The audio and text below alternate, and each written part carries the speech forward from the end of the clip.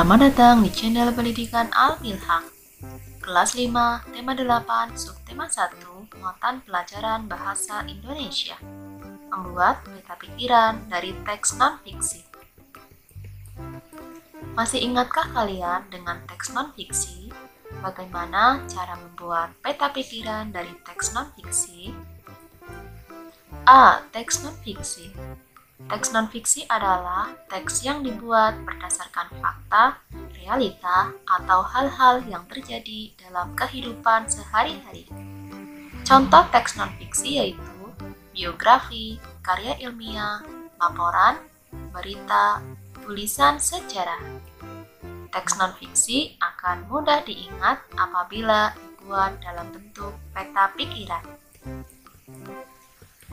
Peta pikiran adalah suatu bagan untuk menggambarkan berbagai gagasan suatu teks. Peristiwa dalam teks dapat ditemukan dengan membaca teks secara saksama. Teks non-fiksi tersusun atas beberapa bagian, yaitu pengantar, pemunculan masalah, serta penyelesaian masalah. Urutan peristiwa dibagi menjadi 3, yaitu berdasarkan waktu terjadinya, berdasarkan hubungan sebab akibat, berdasarkan tema bacaan. Cara menentukan urutan peristiwa dalam teks non-fiksi. 1. Bacalah teks dengan saksama. 2. Cermati tiap-tiap paragraf. 3. Perhatikan waktu serta kejadian. 4. Catatlah kejadian yang terjadi secara urut. Mari baca teks berikut ini. Demi air bersih, warga Waborobo rela berjalan sejauh 15 km. Warga Kelurahan Waborobo, Kecamatan Betuambari, Kota Bau-Bau, Sulawesi Tenggara sulit mencari air bersih.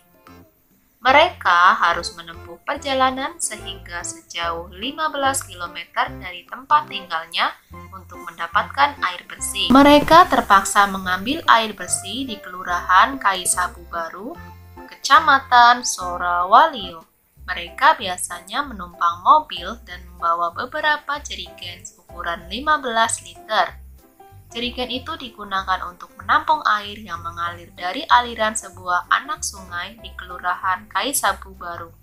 Letak Kelurahan Waborobo berada di dataran tinggi. Di daerah itu air tanah sulit didapat. Kalaupun ada, airnya hanya sedikit. Daerah itu pun belum mendapatkan akses aliran air bersih karena pipa-pipa PDAM belum mencapai ke daerah sana. Warga Kelurahan Waborobo sangat membutuhkan air dan sangat mengharapkan bantuan dari pemerintah daerah untuk keperluan tersebut. Berikut adalah peta pikiran dari demi air bersih, warga Waborobo rela berjalan sejauh 15 km. Peristiwa apa yang terjadi? Warga di sebuah desa harus menempuh perjalanan cukup jauh untuk mendapatkan kebutuhan air bersih.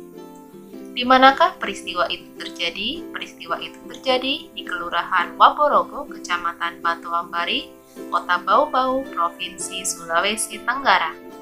Apa penyebab peristiwa itu terjadi? Peristiwa itu terjadi karena Kelurahan Waborobo terletak di dataran tinggi, sehingga sulit mendapatkan air bersih.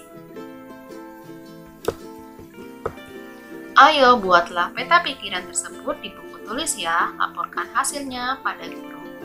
Terima kasih sudah menyimak video ini, sampai jumpa lagi, dadah!